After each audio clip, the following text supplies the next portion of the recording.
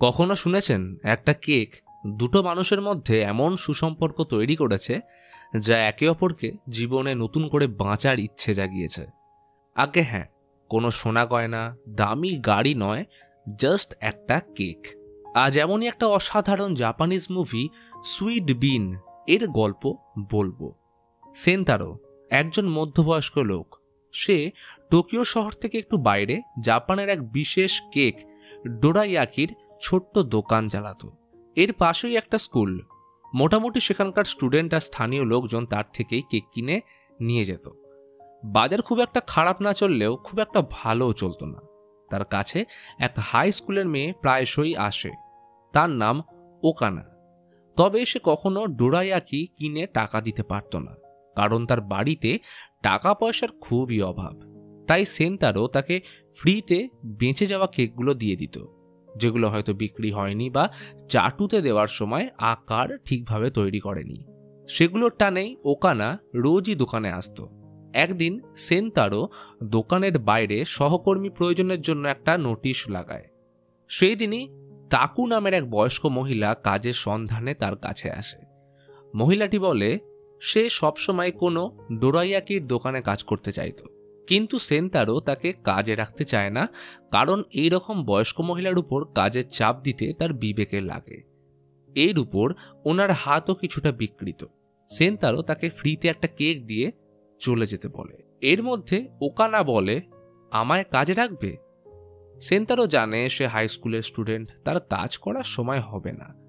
তবে ওকানা জানিয়ে দেয় টাকার অভাবে সে এমনিও তার পড়াশোনা কন্টিনিউ করতে পারবে না, তাই তার কথাটা একটু ভেবে দেখতে বলে সে চলে যায়। পরের দিন আবার তাকু দোকানে আসে। সে এসে জিজ্ঞেস করে, কাল যে ডোরাইয়াকি কেকটা দিয়েছিলে সেটার মধ্যে যে বিনের পেস্ট থাকে সেটা কে বানিয়েছে? সেন্তারো কিছুক্ষণ তার দিকে তাকিয়ে থেকে বলে, আপনি বিন পেস্টের ব্যাপারে কতটুকুই বা জানেন? তাকু বলে, মোটামুটি 50 বছর হয়ে গেল আমি এটা বানাই। এই বলে তাকে একটা টিফিন বক্স দিয়ে চলে যায়। কিন্তু সে বক্সটা না খুলেই ডাস্টবিনে ফেলে দিলেও পরে কিছু একটা ভেবে সেটাকে তুলে টিফিন বক্স খুলে প্রথমে সেটার গন্ধ শোকে, পরে অল্প একটু তুলে টেস্ট করলে পুরোটাই অল্প অল্প করে তৃপ্তি করে খেয়ে নেয়। তাকুর বানানো বিন পেস্ট অসাধারণ খেতে। ওই দিন সন্ধ্যায় পাশের একটা ক্যাফেতে ওকানার সাথে তার দেখা হয়। সেন্তারো যদিও চুপচাপ স্বভাবের, তবে সামনে বসে থাকা ওকানাকে সেই বিন পেস্টের ব্যাপারে জানায়। ওকানার কাজের প্রয়োজন ছিল, তবে তাও সে তাকুকে রাখার জন্য বলে। একটা বসন্ত কেটে শীত পড়ে গেল, কিন্তু তাকু আসলো না। সেন্তারো তাকু আর বিন পেস্ট প্রায় ভুলেই গেছিল। তবে একদিন হঠাৎ তাকু তার দোকানে হাজির হয়। তাকে দেখে সেন্তারো খুব খুশি, তাই তাকুর হালচাল জিজ্ঞেস করার পর তাকে তাড়াতাড়ি কাজে আসতে বলে। তাকুরও খুশির ঠিকানা ছিল না। মাইনের ব্যাপারে জিজ্ঞেস না করেই সে রাজি হয়ে যায়। দুটো ডোরাইয়াকি কেকের মাঝে লাগানো এই বিন পেস্ট তৈরি লম্বা পদ্ধতি আছে, ফলে পরের দিন তাকু সকালেই চলে আসে। সেন্তারো দোকানের উপরে থাকে। ভোর 5টা থেকে তারা কাজ শুরু করে। রাজমার মতো দেখতে বিনকে গোটা রাত্রির ভিজিয়ে রেখে বারে বারে পুরোটা ধুয়ে সেটাকে পিতলের বাসনে সেদ্ধ করতে দেওয়া হয়। এতে পুরো 2 ঘন্টা লাগে। তাকু ঢাকনার উপরে কান পেতে সেদ্ধ বিনের বুদবুদ আওয়াজ শুনেই বুঝে নেয় সেটাকে গ্যাস থেকে নামানোর সময় হয়ে গেছে। তারপর হালকা হাতে সেটাকে নাড়িয়ে বাকি জিনিস ঢেলে দিতে হয়। হাওয়ায় হালকা গন্ধযুক্ত হলে তাকু আন্দাজ করে নিতে পারে বিন তৈরি হওয়ার জন্য আর কতক্ষণ সময় লাগবে। সেন্তারো যদিও কেকের দোকান, তবু মিষ্টি পছন্দ না হওয়ায় নিজের বানানো একটাও ডোরাইয়াকি কেক সে কোনোদিনও পুরোটা খায়নি। কিন্তু আজকের ব্যাপারটা অন্য। তাকু যেন কোনো জাদুকাঠি ঘুরিয়ে দিয়েছিল। আর যেসব গ্রাহক একটা কেক খেত তারা দ্বিতীয়বার খাবার জন্য প্লেট এগিয়ে দেয়। শুধু কোণে বসে থাকা ওখানা জানে আজকে কি আলাদা হয়েছে। সেন্তারো তার দিকে তাকিয়ে একটা মিষ্টি হাসি দেয়। ওখানা স্কুল ড্রেসে বাড়ি থেকে বেরোয় তো বটে, তবে সে স্কুল যায় না। কখনো রাস্তায়, কখনো বইয়ের দোকানে পুরো দিন কাটায়। কি করবে, কোথায় যাবে জানে না। এই ভেবে গোটা সপ্তাহ কেটে যায়। তার মা বাড়ি ফেরে না, তাকে অত টাকাও দেয় না। বেশিরভাগ দিনই সেন্তারোর দোকান থেকে আনা কেক খেয়েই তার দিন কাটে। আজকে তার মা বাড়ি ফিরেছে, কিন্তু সে কোনো লোকের সাথে ফোনে কথা বলে যাচ্ছিল। তার থেকে বেশি তো খাঁচায় বন্দি পাখিটা ওকানার বেশি খবর রাখে। কিন্তু পাখিটাও সারাদিন একটা কোণে পড়ে থেকে খুব চেঁচামেচি করে, ফলে বিল্ডিংয়ের বাকি লোকেরা কমপ্লেন করেছে। পাখিটা আর ওকানা দুজনকেই অনিচ্ছা সত্ত্বেও বন্দি থাকতে হচ্ছে, কিন্তু মুক্তি পেয়ে যাবেই বা কোথায়। প্রতিদিনের মতো সকাল 11টায় দোকান খোলে, কিন্তু এত লোকের ভিড় দেখে সেন্তারও অবাক হয়ে যায়। কিছুদিনেই তাকুর বানানো ডোরাইয়াকির প্রশংসা দূর দূর অব্দি ছড়িয়ে পড়লে ভিড় বাড়লে 1 মাসের রোজগার একদিনেই হতে শুরু করলো। কিছুদিন খুব ভালোভাবে কাটার পর একদিন হঠাৎ সন্ধ্যায় দোকানের মালকিন মিসেস ইউরিয়া আসে। সে কিছু কথা জানতে পেরেছে যে নতুন কাজের মহিলার কুষ্ঠরোগ আছে, তার 2 হাত বিকৃত। সেন্তারও তাকুর হয়ে বলে হ্যাঁ, কিন্তু সেটা পুরনো কথা, এখন সে পুরোপুরি সুস্থ। মালকিন বলে, তুমি কি জানো সে শহরের বাইরে কুষ্ঠ রোগীদের জন্য যে বানানো সংস্থা রয়েছে সেখানে থাকে? এই রোগীদের হাত থেকে খাওয়া খেলে কত শরীরের ক্ষতি হতে পারে জানো? কাল বা পরশু লোকে জানতে পারলে তোমার দোকান থেকে কেউ কেক কিনবে না। ভুলে যেও না, সব ধার শোধ করে দিয়ে আমার হাজব্যান্ড তোমাকে এই দোকানটায় কাজ করতে দিয়েছে যাতে তার ঋণ শোধ করতে পারো। কিন্তু সেন্তারো তাকুকে কাজ থেকে ছাড়িয়ে দিতে রাজি হয় না। আর দোকানটাও বেশ ভালোই চলছে, আর সব থেকে বড় কথা তাকুর উপর ভরসা আছে। সে অনেক বুদ্ধিমতী মহিলা এবং সে অসুস্থ হলে কখনোই এত লোকের প্রাণ সংকটে ফেলত না। এই শুনে মিসেস ইউরিয়া রেগে চলে যায়। সেদিন রাতে সেন্তারও ঠিকভাবে ঘুমোতে পারে না। ভোর হতেই তাকু কাজে চলে আসে। প্রতিদিনের মতো দোকানের নিচে এসে ফোন করে। সেন্তারও বলে আজকে তার শরীরটা ভালো নেই, তাই আজ দোকান বন্ধ থাকবে। তাকু অনেক দয়ালু আর সহজ স্বভাবের। তাকে আজকের দিনটা আরাম করতে বলে কালকের কাজ একটু এগিয়ে রাখে, যাতে কাল সেন্তারোর কাজের চাপ একটু হালকা হয়। তাকুর কাজ শেষ হতে আজ রোদ্দুর উঠে যায়। দোকানের বন্ধ জানলা খুলতেই সামনে একজন গ্রাহক উৎসুকভাবে দাঁড়িয়েছিল। সে তার বাচ্চাদের জন্য কেক নিতে এসছে। দরজায় আসা গ্রাহককে সে ফেরাতে পারেনি। তাকু বলে সে এক্ষুনি কেক বানিয়ে আনছে। আস্তে আস্তে এইভাবে আরও গ্রাহক আসতে শুরু করলো, আর এক এক করে তাকুর বানানো সব কেক বিক্রি হয়ে যায়। সবার চলে যাওয়ার পরেও সে দোকানে বসে ওকানার অপেক্ষা করছিল, কারণ সে জানে ভেঙে যাওয়া কেকগুলো সে নিতে আসবে। সময় মতো ওকানা এলে তারা দুজন অনেক গল্প করে। পরের দিন যখন সেন্তারো দোকান খোলার জন্য নিচে আসে, সে দেখে তাকু আগে থেকে অর্ধেক কাজ করে নিয়েছে। তার ডেডিকেশন দেখে সেন্তারোর নিজের মধ্যে চলতে থাকা দ্বন্দ্ব থেকে বেরোনোর সুযোগ পায়। সে তাকুকে পুরোপুরি সহকর্মী রূপে অ্যাকসেপ্ট করে। তার মনে আর কোনো সংশয় নেই, যা হবে দেখা যাবে। কাজের মাঝে সুযোগ হলে তারা দুজন গল্প করে একে অপরের ব্যাপারে জানার চেষ্টা করত। সেন্তারো তাকুকে বলে তার উপর অনেক বড় ধার ছিল, যেটা দোকানের মালিক শোধ করেছে। এই জন্য তাকে পুরো জীবন এখানে কাজ করে তার ঋণ শোধ করতে হবে। এইখানে তাকুর কাজ ছোট হলেও এটা করে সে ভীষণ খুশি, যেন সে নিজের স্বপ্ন কাছে পেয়েছে। একদিন ওকানার নজর তাকুর হাতের উপর পড়ে। জিজ্ঞেস করলে জানায় অনেক ছোটবেলায় তার এই রোগ ছিল, কিন্তু এখন শুধু দাগ রয়ে গেছে। সেদিন লাইব্রেরিতে ওকানা কুষ্ঠরোগের ব্যাপারে বই পড়ে। লেখা ছিল এই রোগের জন্য সরকার 1976 একটা নিয়ম বানিয়েছিল। সেই অনুযায়ী এই রোগে আক্রান্ত সব রোগীদের শহর থেকে বাইরে একটা সংস্থায় রাখা হবে। আর তখন থেকে এই নিয়ম এবং তার সাথে কুষ্ঠরোগের প্রতি লোকদের বিচার দুটোই বদলায়নি। কিন্তু আস্তে আস্তে এই কথাটা লোকমুখে রটতে রটতে পুরো শহরে ছড়িয়ে যায়। আর যেটার ভয় ছিল সেটাই হলো, লোকেরা তাদের দোকানে আসা বন্ধ করে দেয়। সকাল থেকে দুপুর গড়িয়ে যায়, একজনও গ্রাহক আসে না। দুজন কেউ কিছু বলছিল না, কিন্তু কারণটা ছিল তাকুর এখানে কাজ করা। যেই হাত দুটো বিনা দেখে বানানো কেক লোকদের এত পছন্দ হচ্ছিল, সেই হাত দেখে এখন তাদের খারাপ লাগছে। তাকু অনেকক্ষণ ধরে অপেক্ষা করছিল আজ একটা গ্রাহক এলেও তার মনোবলটা বেঁচে যাবে, কিন্তু আফসোস একজনও আসে না। কারণ লোকদের সত্যি ঘটনা জানার থেকে রটে যাওয়া ঘটনার উপর বেশি বিশ্বাস। কি অদ্ভুত ব্যাপার তাই না?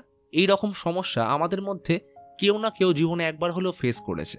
কেউ রং, ধর্ম, জাতি, পোশাক, আলাদা ভাষা নিয়ে সেই মানুষের নিজের মনের মধ্যে একটা ছবি বানিয়ে নেয়, কিন্তু বাস্তবের সাথে সেটার কোনো মিল থাকে না। ফলে অনেকের ভরসা ভেঙে নতুন করে গড়ার মনোবল ভেঙে যায়। তাহলে পরের বার উড়তি খবরে বিশ্বাস করে কোনো ধারণা নিজের মনে বানানোর আগে একবার এটা নিশ্চয়ই ভাববেন। তাকুর মুখের এই বিষণ্ণতা সেন্তারও সহ্য করতে পারছিল না, তাই আজকের জন্য সে তাকে বাড়ি চলে যেতে বলে।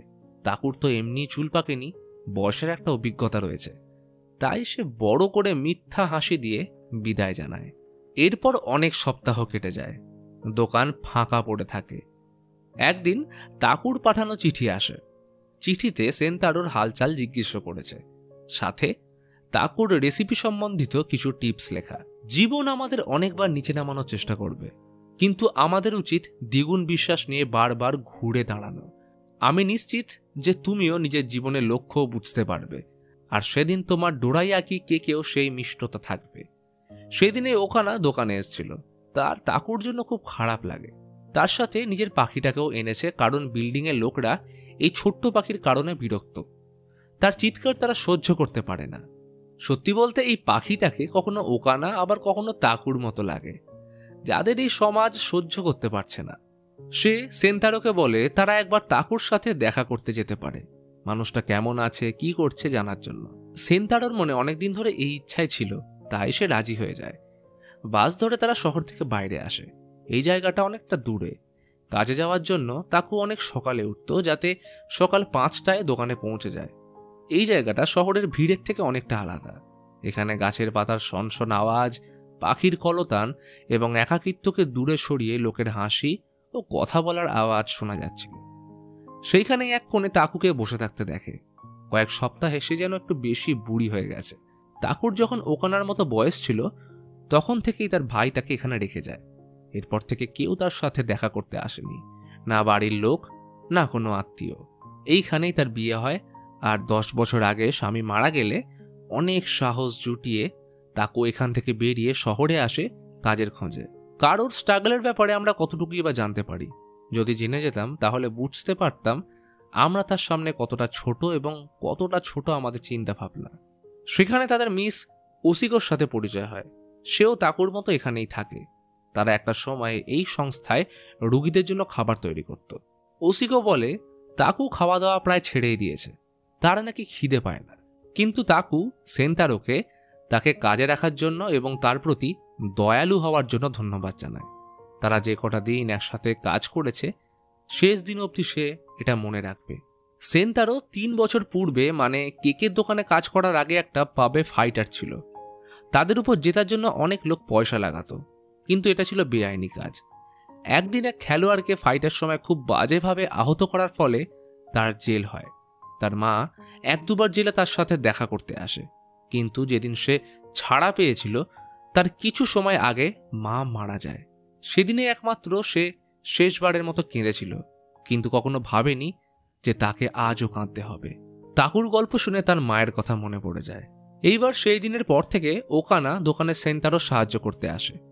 একদিন মালকিন নিজের ভাইপোর সাথে দোকানে আসে। সে সদ্য জেল থেকে ছাড়া পেয়েছে। এখন সে তাকে এই দোকানের ম্যানেজার হিসেবে রাখতে চাইছে, আর সেন্তারো তার আন্ডারে কাজ করবে। সাথে দোকানে আরও কিছু পরিবর্তন হবে। এক কথায় বলতে গেলে সেন্তারোকে ইনডাইরেক্টলি কাজ থেকে বের করে দেওয়া হচ্ছিল। ফলে সে আস্তে আস্তে একাকিত্বের অন্ধকারে ডুবতে থাকে এবং মদ্যপানও শুরু করে। একদিন ওকানা তাকে খুঁজতে আসে। তার কাছে তাকুর সংস্থা থেকে চিঠি এসছে, তাই দুজনে সেদিনেই গেলে জানতে পারে তাকু মারা গেছে। মিসেস ওসিকো সেন্তারোকে তাকুর অনেক পুরনো একটা ডোরাইয়াকি কেক বানানোর বাসন দেয়। সে যাওয়ার আগে এগুলো সেন্তারোকে দিতে বলেছিল। তার স্মৃতিতে ওসিকো একটা চেরি গাছ লাগিয়েছে, যেটা তাকুর খুবই পছন্দ ছিল। সাথে দিল একটা টেপ রেকর্ডার। টেপ রেকর্ডার চালিয়ে শোনে সেখানে তাকুর কণ্ঠস্বর। সে বলছে, আমি জানি না এটা তোমাদের কাছে পৌঁছবে কিনা। ওকানাকে আমায় ক্ষমা করে দিতে বলো। সে আমার কাছে যে পাখিটা ছেড়ে গেছিল তাকে আমি মুক্ত করে দিয়েছি, কারণ আমি এরকম বদ্ধ জীবন পছন্দ করি না। তাই ওকে ডানা মেলে উঠতে দিলাম। আমি কাউকে জন্ম দিতে পারিনি, যদিও বা মা হতে পারতাম, কিন্তু সেটা হতে দেওয়া হয়নি। সেদিন শহরটাকে ঘুরে দেখার সময় আমি সেই দোকানের জানলার দিকে দেখলে একটা উদাস মুখ নজরে পড়ে। আসলে সেন্তারোর মতো আমিও একসময় ছিলাম। মনে হতো কখনোই এই অবস্থা থেকে বেরোতে পারবো না। কিন্তু আমি যদি মা হতাম তাহলে আমার সেন্তারোর বয়সী একটা ছেলে থাকতো। হয়তো আমাদের ভাগ্যে এইটুকুই সময় ছিল একসাথে কাটানোর, কিন্তু যেটুকু পেয়েছি সেটাই অনেক। আমি যখন এই পরিস্থিতিতে হার মানিনি, তাহলে তুমি কিভাবে জীবনে বাঁচার ইচ্ছা ছেড়ে দেবে বলো তো? তাকুর অর্ধেক জড়ানো কথাগুলো সেন্তারোর মনে নতুন আশা জাগিয়ে তোলে। তার মা বেঁচে থাকলে হয়তো এমনটাই বলতো। নতুন বছর অনেক আশা নিয়ে এসছে। চেরি গাছে নতুন ফুল ফুটেছে, তারই নিচে উন্মুক্ত বাতাসে হাসি খুশি প্রাণোচ্ছল সেন্তারো তাকুর সেই বাসনগুলো নিয়ে ডোরাইয়াকি কেকের দোকান দিয়েছে।